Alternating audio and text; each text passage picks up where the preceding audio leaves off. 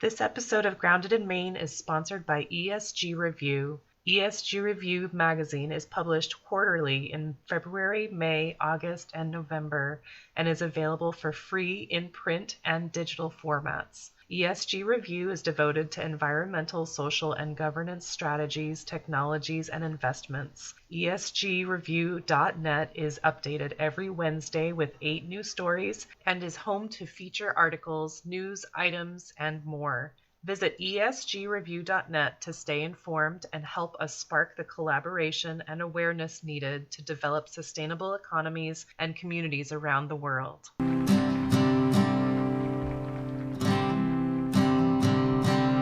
There's a place where there's no trouble, no more pain, no more struggle. Hi there. Thank you so much for listening to Grounded in Maine today. My name is Amy Fagan. My guest today is Asia Sharif-Clark, and I met her through Facebook, and I'm completely smitten with her. She is just so nice, and if you look at the YouTube video, she has the nicest smile. And she is going to talk to us about container gardening and it's just small space gardening. And she just did a workshop that I attended last weekend on on growing a kitchen herb garden. And she's just I just love her personality. I'm so drawn to her. She's going to be offering the workshop again next month in March. So please be on the lookout for that. If you enjoy this podcast, please feel free to rate and review. Also, feel free to send me a message anytime. My Instagram handle is at Grounded in Maine Podcast. You can also find me at Amy's Garden Jam on Instagram or on Facebook for either of them. My email address is amysgardenjam@gmail.com. I need to, a quick disclaimer, around 10 and a half minutes, my dog went crazy and you can hear the barking. So if you're sensitive to that, 10 and a half minutes, you might want to skip 30 seconds or so because someone came to visit. Anyway, I'm going to get to Asia so that you can listen to this wonderful woman talk to us about small space gardening. And thank you so much for listening. Today, my guest is Asia Sharif-Clark, who I met on Facebook page, and we just hit it off. I just love this woman. I just took a workshop with her this past weekend. She was teaching kitchen herb gardening, and she's going to be offering another class next month, and I'll let her tell you more about it. But Asia, thank you so much for joining me today. Oh, Amy, thank you so much for having me. I mean, Grounded in Maine, this is incredible. I just love your work. So again, I'm honored that you said yes, and just couldn't wait to connect with you. This is going to be fun. It is, yes. I love the idea. You were saying that you are full-time working with like container gardening and small space gardening, which I think is so genius. People are always thinking, you think about gardening and you think of these vast lawns that are full of vegetables and flowers and all this stuff. And we were talking about how everyone doesn't have that, and they might feel like they can't really garden because they don't have a yard, but you are here to say absolutely. And you know what, as I'm just spreading love and joy to listeners, from my little town home, my little townhouse here in Raleigh, that I do everything off of my deck. And it is not a huge deck. When I think about like a 5x5, so like maybe less than 25 square feet. And that includes the chairs, that includes the rockers. And I just put out 6-7 containers, and it's amazing what you can grow in a small space. So yeah, absolutely. I will say, when I got started, I was living in Troutville, Virginia, so not that far from Roanoke, for people who are wondering, or just kind of the southwestern part of Virginia. And I had a deck out there and I was teaching at the time, and I was using it as a way to just relax at the inner work. So I started getting seeds and just growing just on the back deck again. It didn't matter that we had 3 acres because it was all on a slope. So I wasn't growing anything on there anyway. And the deer would come out and get it anyway. So I would just I had a little deck, and right over to the side where my husband James would grill, I would just put out like these little planters, and that was it. And that was where I kind of cut my teeth, I guess, and learning how not to drown things, how not to get them sunburned. But I really am one of those. I always say, black thumbs turn green. You name it, I've killed it. So yeah, so if I can do it and do it in a small space, I think anybody can, and really just want to have fun with it, because food is very forgiving. So just, I say, give yourself a little grace, be patient with yourself, do a lot of trial and error, but yeah, you can just have a good time with it and eat in the process. Cool. Heck yeah. And I just talking about it, your face just lights up. You were like, it is so therapy, so therapy. And I can't remember what grade I was teaching at the time. I think I was a technology coach at the time. So I was doing all K-12. So I would spend a couple days at an elementary in the middle, another couple days at the high school, and just to come home and just water the herbs. No one was talking to me. It was the most peaceful and calming thing. And then when things started to grow, I was like, oh my God, like I can put this in some soup, and I can put this on tacos. And I was just like, you know me, I've talked about food so much this past weekend. But I just love the fact that with your hands in a very small space, just in a container, and it didn't matter whether it was a little small pot or a little planter box that you might hang on the side of a little patio. It's amazing what you can grow in a small space. Yeah. And did you find yourself like just taking time to admire like how much, and notice how much everything is grown almost every day? You're like, oh, I think you got bigger. I totally do that. Yes. And I talk to them. And it's interesting because I'm the mom of like 2 sons. So at the time, my sons were in high school, and now they're like in their, mid to late 20s. But so, this for me was like, it was almost like having new children without having to pay for college, Amy. It was awesome. But what was so great about it is that I found the ritual of watering in the morning before I left for work so calming. So instead of me like racing in the car or racing out the door, I would just spend in that 5 minutes in the morning to just quietly water. It became this kind of like mindfulness or like meditative practice, just 5 minutes. And then I would go, and I felt like this sense of calm rush over me. It was just so awesome. Like, I took care of my plants today. It's going to be a great day. Yeah. We'll see how much they grow by the end of the day. Exactly. And oh my God, but I just remember like all of the mistakes in the beginning. I remember overwatering, especially when it was already a rainy season. So when you have that kind of, April, and it's already raining most of the time, and then I couldn't hold back. And I think I kind of chatted with you about this at the workshop, that I was just known for using these huge, like 2-3 gallon, watering hands on these small little planters. And they were just, suffocating. I was just like, I didn't know. But I would go to a local garden center, and it was actually like a farmer's market / garden center, but it was a family-owned one. And they were the ones who first told me kind of ease up on the water, but that they're very forgiving.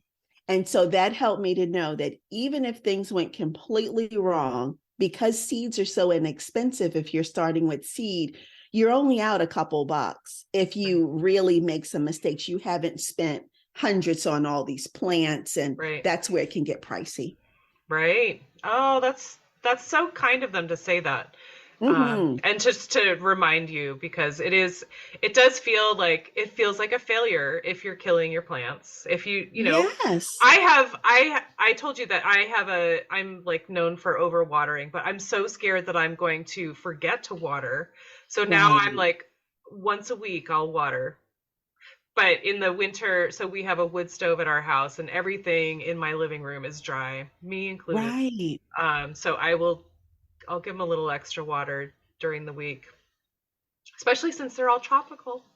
Right, right. But I know that there's something too about like the caregiving nature of us. We want to make sure that the things in our care are going to be okay. So we tend to overdo it versus underdo it, And so it's kind of like, yeah, and that's why I kind of share it with you. I had to start like touching that soil first, touching it for dampness. And then I'm like, yeah, I think you're okay today, before I start, We'll talk just pouring tomorrow. it on again. Yeah, we'll talk tomorrow. Love it, Amy. Love it. Yes. But I know that for myself, and I'm just going to talk about the container gardening. I think it's such a genius thing. It's a great option for people that don't have a lot of land or a lot of space. But like, I have a garden, Yes. I have a greenhouse. Sometimes it feels too far away Right. because I'm so lazy. And so I also have container gardens around my steps because Yeah. it's just, if I have my lettuce, first of all, like you were saying before, the critters, the deer and whatever would eat. So we don't have a lot of deer, but we have groundhogs. Um Oh, yeah. Yeah. and we have rats. But so I have some containers for closer to me because they're not going to come as close to me. Right. That's how I have it in my head. And we also have chickens, and they like to peck the greens, even though they won't eat them if I give them to them. But if Right. they're in a pot, they are happy to peck them to death. Yeah, it's really cool though. I love that you mentioned the groundhogs because that was a big thing for us when we lived in Troutville, Virginia. So, of course, not so on my deck here, my townhouse in Raleigh, but when we lived there, when I wanted to put in like a box garden on the ground, that was the number one thing I had to watch out for because we knew Mm, that those groundhogs would tunnel through and come up. But what's really cool about having a container is that it's just like it's fortified. I mean, they can tap on either side, but unless they climb on top of it, they're not going to get to the good stuff. right. So yeah, I love that. I love that. I'm Mm, glad you mentioned two containers because it's the number one way I find that you can just really be flexible in your spacing and you don't need, 50 containers. If you just start with two or three and you start to really get intentional about what is it that my husband and I, that my partner and I, that are my kids and I, what do we love to have? And if we just zero in on a couple of things that are like I would say a living pantry, right? We know the things in our pantry that are our go-tos all yeah. the time. And so, if it's, spinach or if it's, curly lettuce or leafy lettuce, or if it's making sure we have a couple of red peppers, red bell peppers to go on, fajitas or something for the week. It's just little things like that, being intentional and saying, let's just grow what we love. And because it's in containers, we can move it when we need to move it. Oh no, this is wonderful. This is good. This is life happening. But I absolutely love it. Yeah, I love the whole container idea. Oh my gosh.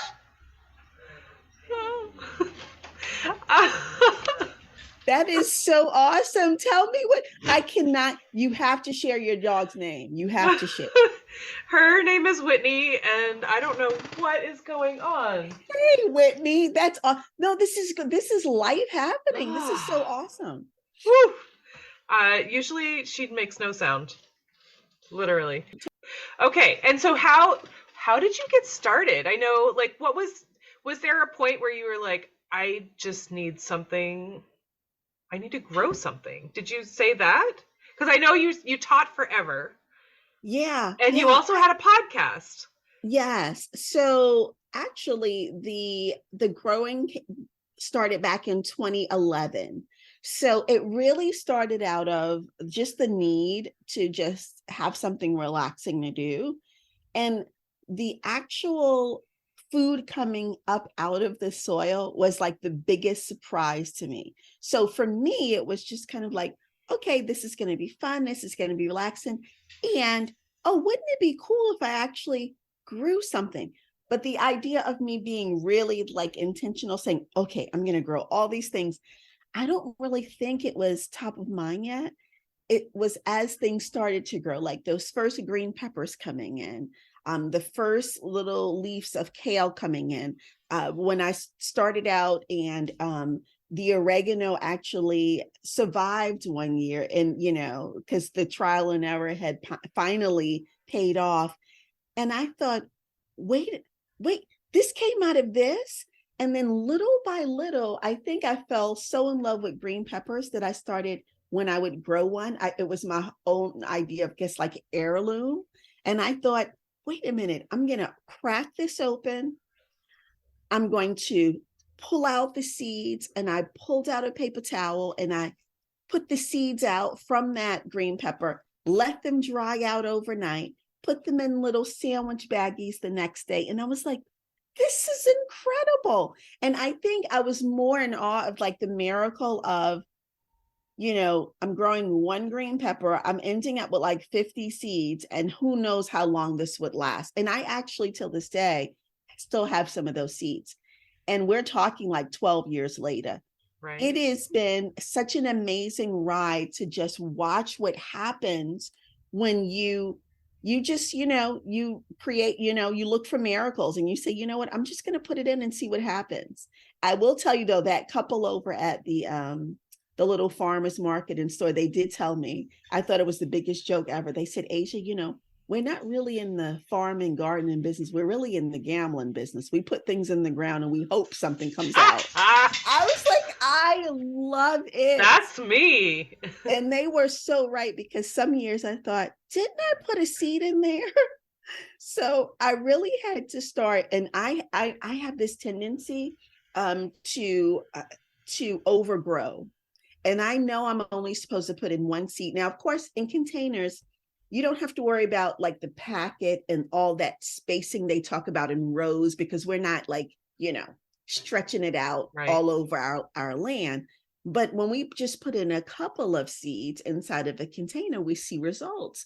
I have been known to like double dip, triple dip. Before I know it, it's overcrowding. Right. And I said, Asia, if two come up, 4 would be even better. Exactly. And then I found out, Asia, you're really just, you're shooting yourself in the foot, because they're overcrowding. And you have to trust that if you put in 2 seeds, one's going to come up. You don't need to put in 10. So I really had to train myself to say, okay, let me put in 2. And that way, if one doesn't make it, the other one does. And so part of it is gambling. It's a little bit of a numbers game, but it is fun to see when both do come up, because sometimes one will come up and sometimes both will come up. Right. I tend to overplant as well, but for that exact reason. Like because I'm doing rows, and if I plant a whole bunch and they don't all come up, at least some will come up. Yes. That's my hope. Last year I had none come up of everything, but last year was special. But yeah. And I'm like, I'm happy to thin out if they're crowded, as long as something's coming up. And so I'm curious, Asia, when you were thinking about starting to grow something, were there other things on your list of relaxing activities? It actually was. At the same time, I was doing watercolor painting, which, just so you know, not very good. But the point was to just play around, have some fun. So I had that. And I can't remember. I don't think I did yoga or anything. I don't have the patience to sit and just be still in that way. My mind was always running. So as long as I did something with my hands, it was incredibly relaxing. So watercolor painting at the time, definitely playing around with herbs. And then I started to pick up drawing again later on. But I try to stick with things where my hands were constantly moving. It just made me feel like my mind wasn't. And it was just like I needed an off switch. Yep. Well, you're Um, focused on your hand. exactly, exactly. And cooking, I absolutely love. And that fit hand in hand with the herbs and the growing things, because I remember um always, and I still do it here in the little kitchen garden, right? In the wintertime, I keep, everything pretty much in the windowsill. But during the spring and summer, my kitchen garden is on the deck, and I have like this nice wooden rectangular base. And then so I have everything in there: mint, parsley, oregano, thyme, rosemary. And so to me, there's something so meditative about just stepping out barefoot, like no shoes. I just step out there, pick some things for the morning's omelet. So on the weekend, I would get a couple of pieces of thyme and oregano, bring it back in for the omelet. Mm. And it was just the coolest thing. So for me, it really started, the connection with the cooking was why it was so important to me, because I knew I was using it immediately. And then my family would benefit from it. On top of that, the calming herbs, something like mint, that started, my son started to get really hooked on identification. We would rub the leaves between our fingers, and I would say, tell me which one this is.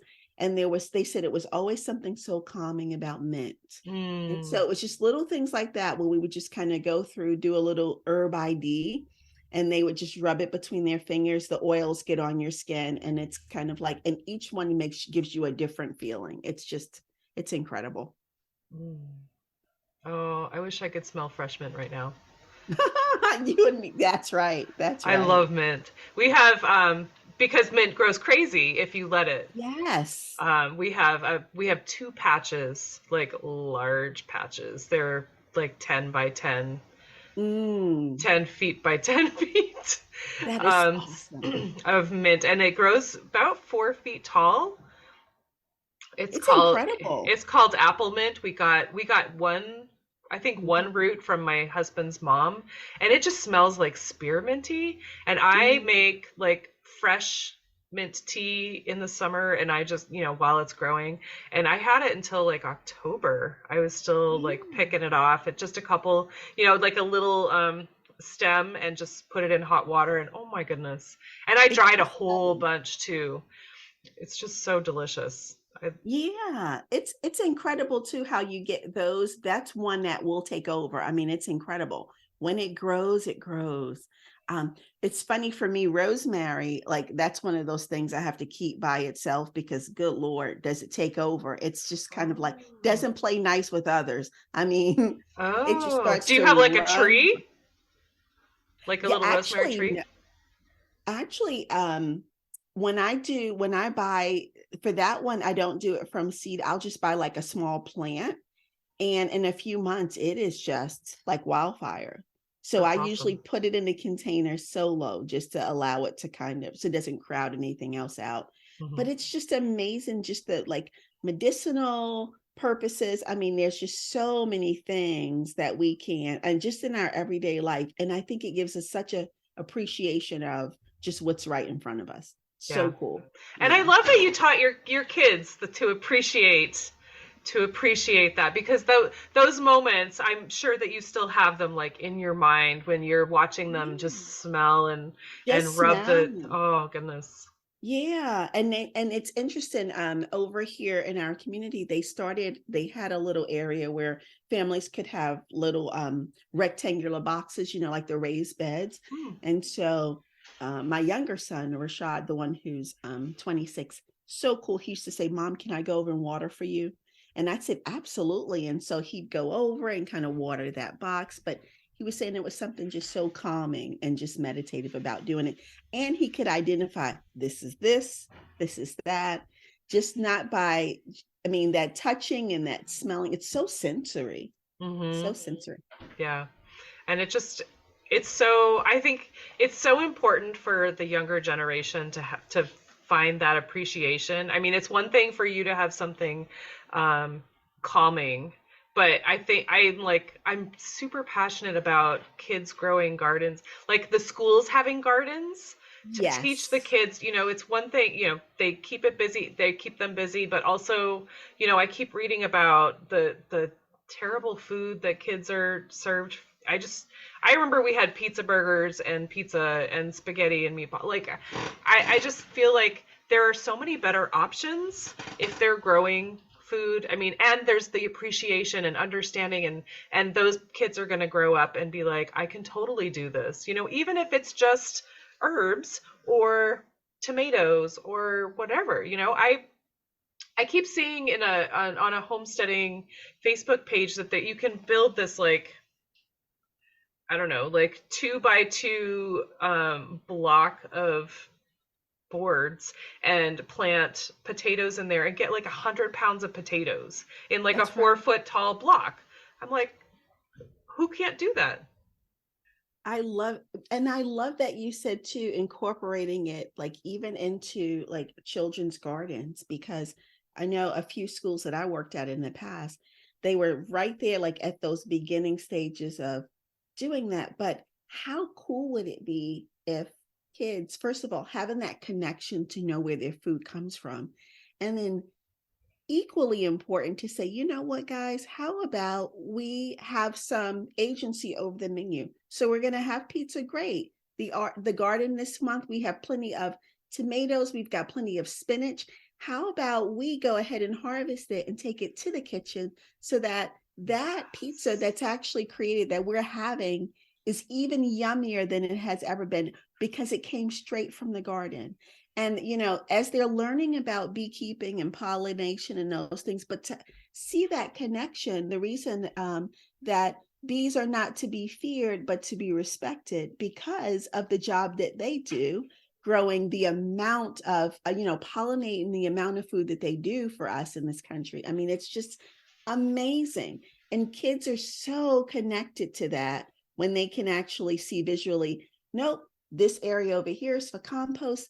This is over here. This is for bees. This is pollination happening. We've got this over here.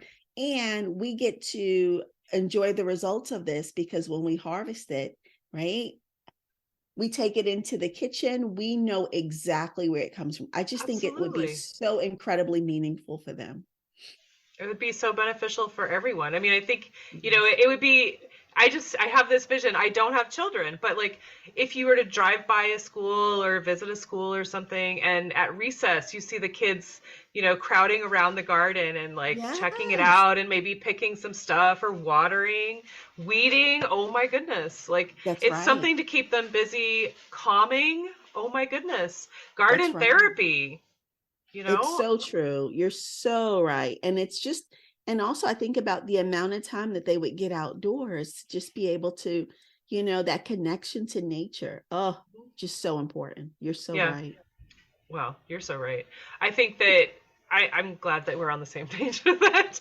I Mhm. think, you know, I keep hearing about food shortages, and I know like I've said it before, but I've read that I think it's like 90% of the food that we eat in the state of Maine, it comes from outside of the state. Even though we have all this space and we have all these farms, like we are sending that out. So Yeah. like if the kids were, you know, just had that appreciation and had that involvement and were growing some food and feeling that ownership and appreciation and eating healthy, like, oh man, it just seems like such a natural thing and Exactly. such a simple thing to do. I mean, I talked to this guy a few weeks ago who was working, he was teaching physics, but he built a raised garden bed at the school with his kids, and then they planted a garden. And Awesome. some of the kids were like, this is stupid. And then by the time everything started to grow, they're like, oh, hey, look at that. Yeah. Uh-huh. Oh, uh-huh. Yes. Yeah. Anyway, I think that schools have some learning to do. I don't know. I feel like You're right. You're so it's right. Yeah, we could it's all not a benefit. very big thing, but it would make such a big difference. That's right. We could all benefit from that. You're so right. Dang. But so I want to hear about this podcast that you had. You said for a couple of years. Yeah, so I actually am a health coach, home cook, and then, of course, small space gardener. And I started a health coaching podcast a couple years ago. So I had a podcast called the Iron Deficiency Anemia Podcast because I was, as a health coach, helping women who had iron deficiency anemia to boost their energy naturally and maintain it. So I was helping with that. And so a podcast, it was just my way of connecting, which is kind of how I ended up meeting you through the podcast collaborative. But I started there as a way to really just kind of help women with the health, nutrition, and lifestyle part. Because for 33 years, I had struggled with iron deficiency anemia. And so it was my way of saying, how could I help other women? But I knew at the end of the day that that was part of what I wanted to do. And I always knew on a larger scale that I wanted to get back to focusing solely on small space gardening. Prior to health coaching, I actually ran a challenge called the Small Space Garden Made Easy Challenge. And we had about 1,000 people register from around the country. 1,000 people. 1,000 people register, and they were, you know what it does, Amy? It brings me back to, there's something so primal and so connected. People with, and these are all small spaces. These are people in apartment buildings, people with some light, no light, barely any light. And they just all came together to do one thing, to try to grow what they could in the space that they had. And I love that the smaller the space, the better. It was just so cool to watch people say, wait a minute, I want to do this and I want to grow that and I want to grow this.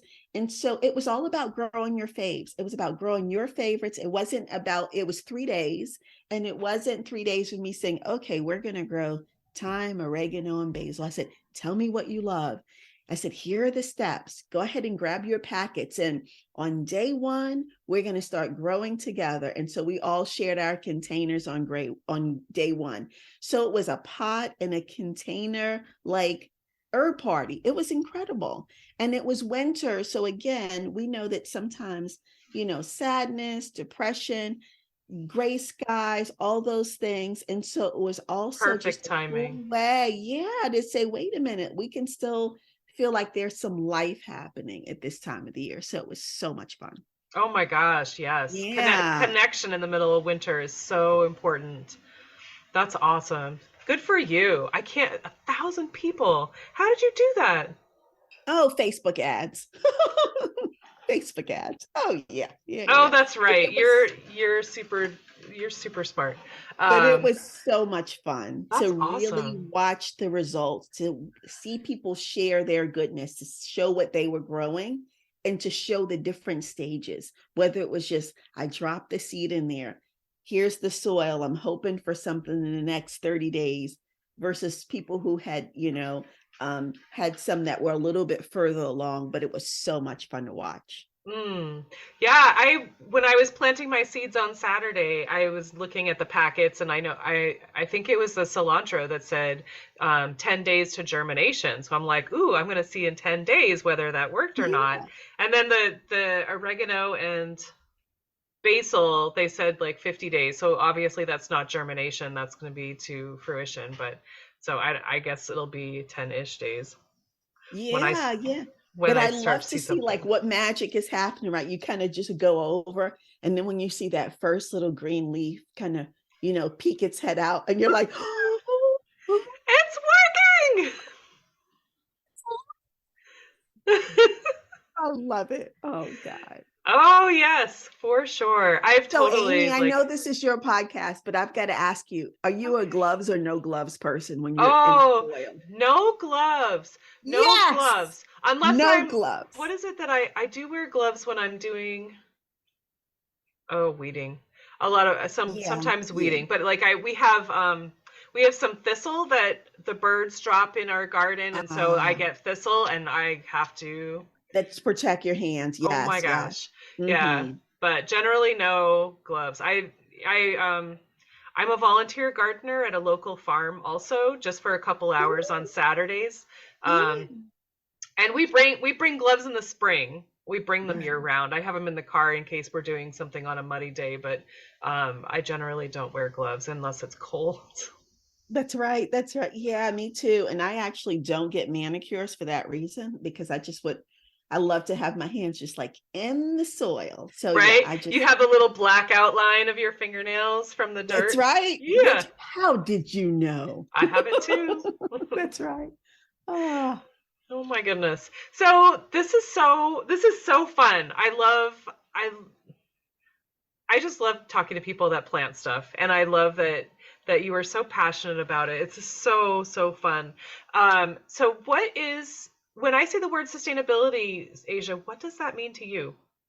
it's interesting when I thought about that question and I knew you were going to ask it, I said to myself, God, I see it in two ways, Amy. And the first way, when I think about sustainability and I think about us as human beings and just being good humans, I think about nourishment. And so I always think about to nourish.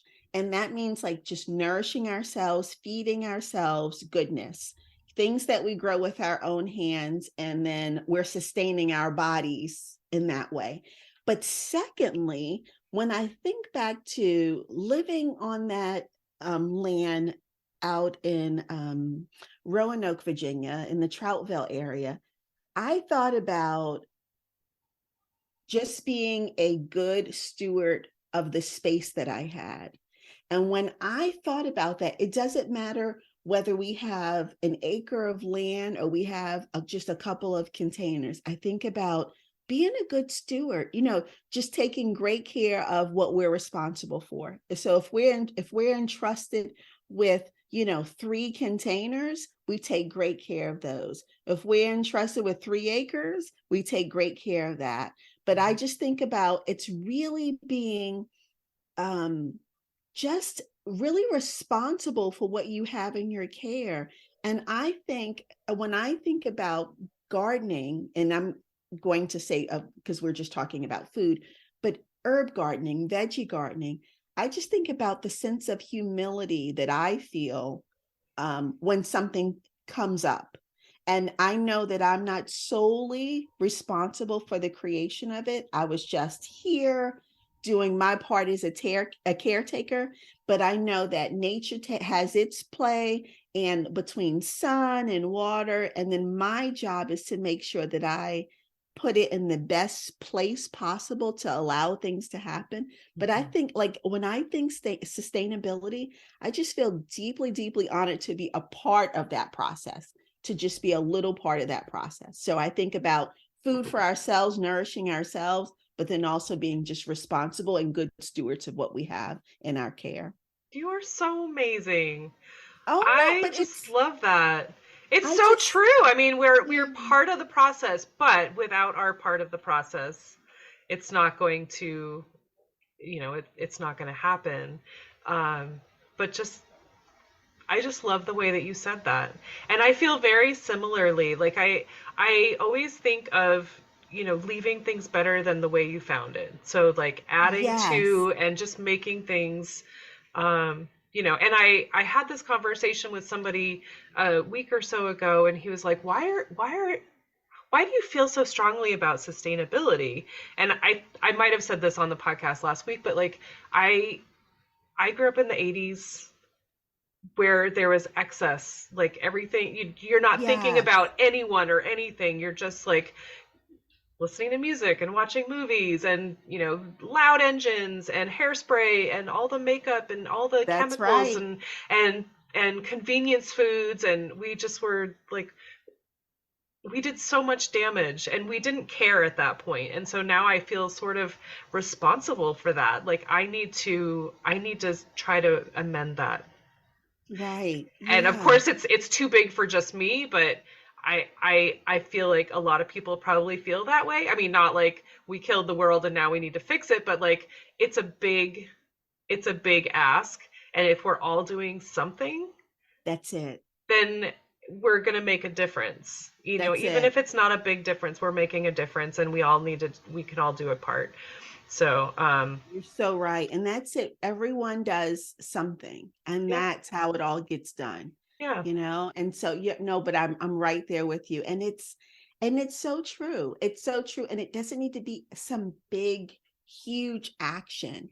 it's just simply like taking care of the patch you have right in front of you. I mean, it's so, it, I don't want to say it's so simple, but in some ways it is simple. Some ways it It is. seems simple, like it doesn't seem like a big deal, but it all adds up.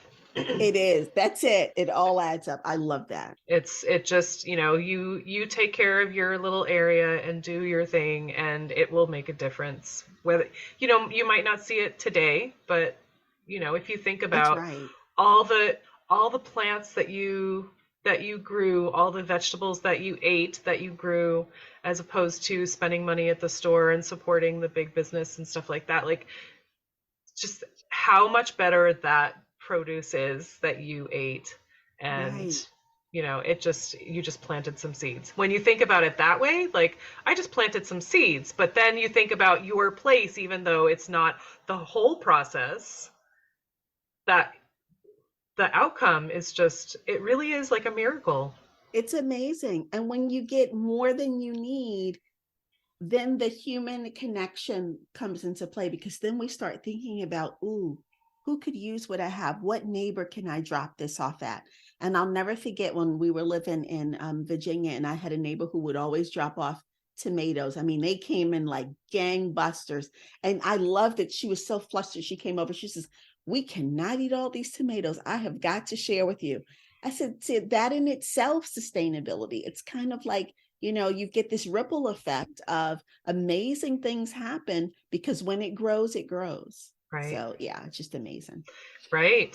And for me, so my other, I mean, sustainability means so much to me, but one of the, so I have less waste, like producing less waste and making less waste in general. But then my other is community. Like, very selfishly, I'm building this community that I'm going to help out and will help me, like, whether it's physical or just, um, just support, but That's more like awesome. moral support. But like, I'm building this community. I have a post-it note right behind my laptop on the wall that says community sufficiency. Like, Oh, I I just, love it. it's not just one person. We need to take care of each other and take care of our community. And, That's right. if we have a community and somebody is hungry, or someone is malnourished, or someone is sad or something, like, that's part of our job as well, to take care of That's each other. right. So, that's, that is me.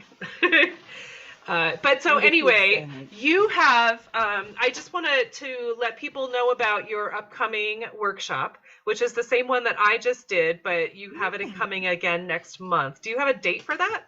I do. It's actually Saturday, March 18th. So it'll be from 1 to 2 p.m. Eastern time. And yes, so it's another invite to the Kitchen Herb Garden workshop. And Yeah. so yeah, the website is just kitchenherbworkshop.com.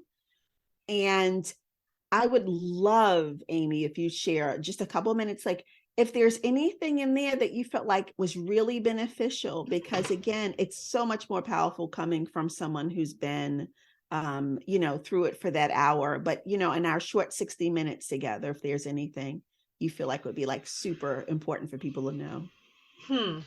I just love the way that you shared it, really. I mean, I am Thanks. so impressed by you, and I love that I've been to many talks, and people are talking about planting big gardens and stuff, and I'm so impressed that you're like steadfast in your container gardening, and that you get so excited. Like, it's impossible to not feel that energy from you. And That's so awesome. I was telling you, I usually plant too early, and so I like to hold off. And I was so excited. I was so excited. The last thing that I said, I'm like, I'm going to go plant right now. And then And I I sent was you like, pictures that woo, afternoon.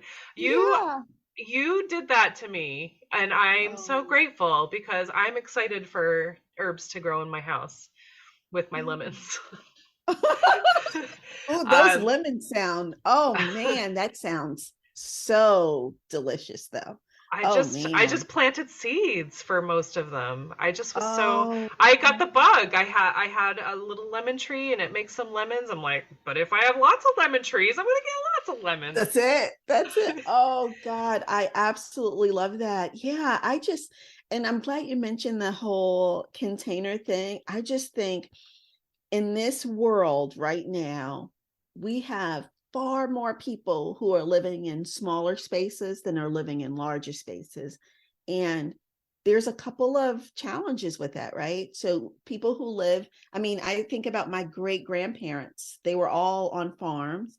And so, the most of their food, came from the soil. And then they would barter with other neighbors for the Right. things that they wanted. But today, most of us are getting our foods from the supermarket. Most of us are, because if we're living in big cities or we're living in high rises, and I'm originally from New York City, I haven't lived there in like almost 30 years. But when I think about living in a big city, you're so not connected to your food source. So you've got to get it somewhere. But almost everyone I talk to has a little small balcony. No matter where they live, they Mhm. have a little small balcony, and most of them have a windowsill.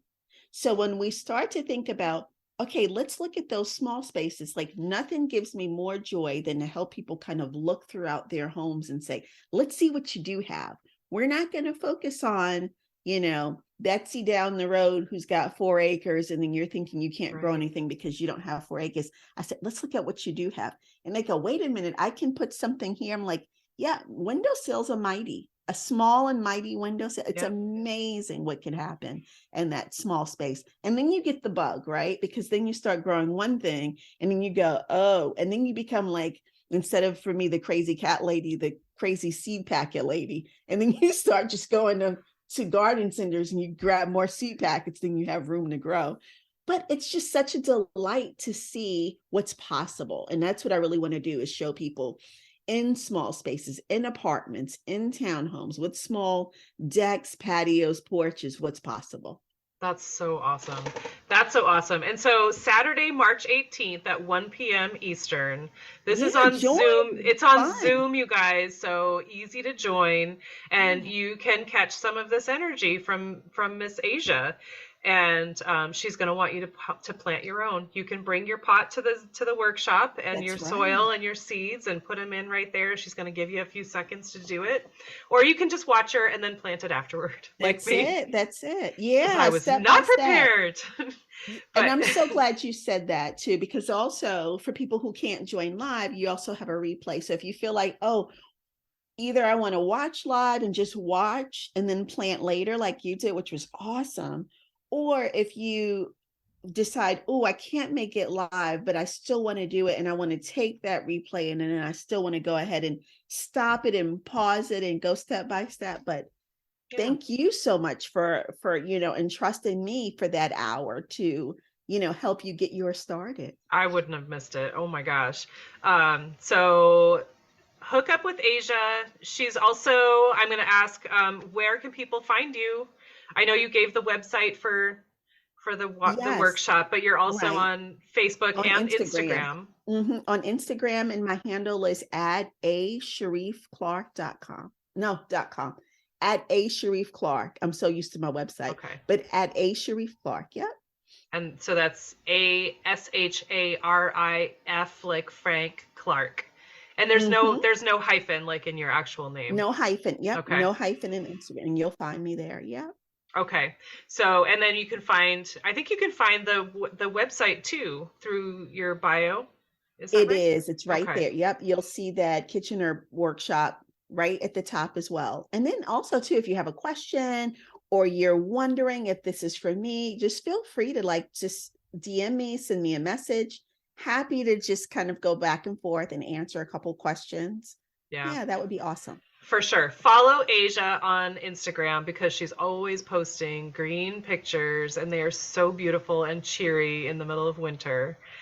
Oh, thank you. So, Asia, thank you so much. I love talking with you. Oh, thank Just you. I feel so much energy coming from you and you you just make me want to go do everything all over again. You I make love me it. excited for growing season. And as you do me, Amy, oh, this is so awesome. Thank you so much for having me. I appreciate it. Absolutely. All right, I just want to take a moment and thank my guest again for speaking with me and sharing such great information. I also need to thank Buzzsprout for hosting this podcast, for Jane Bolduck and her amazing music genius, for Becca Coffron and her beautiful artwork. And I'd like to thank you for listening. Please check out the show notes. I'm going to have links posted in there if you would like to follow this guest and learn more about them. Thank you again. We'll talk to you soon. There'll come a day, my mama told me, when I find love to have and hold me, a heart that's strong and so sincere. Just tell me, how do I get there from here? Oh, tell me, how do I get there from here? 'Cause here and now I'm so far down that mercy's bound to find me.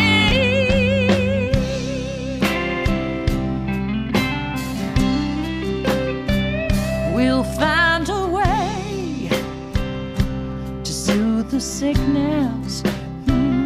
We'll heal the ache with sweet forgiveness. Wages of war will disappear. Just tell me, how do I get there from here? I wonder, how do I get there from here? Yeah, 'cause here and now I'm so far down that mercy's bound to find me.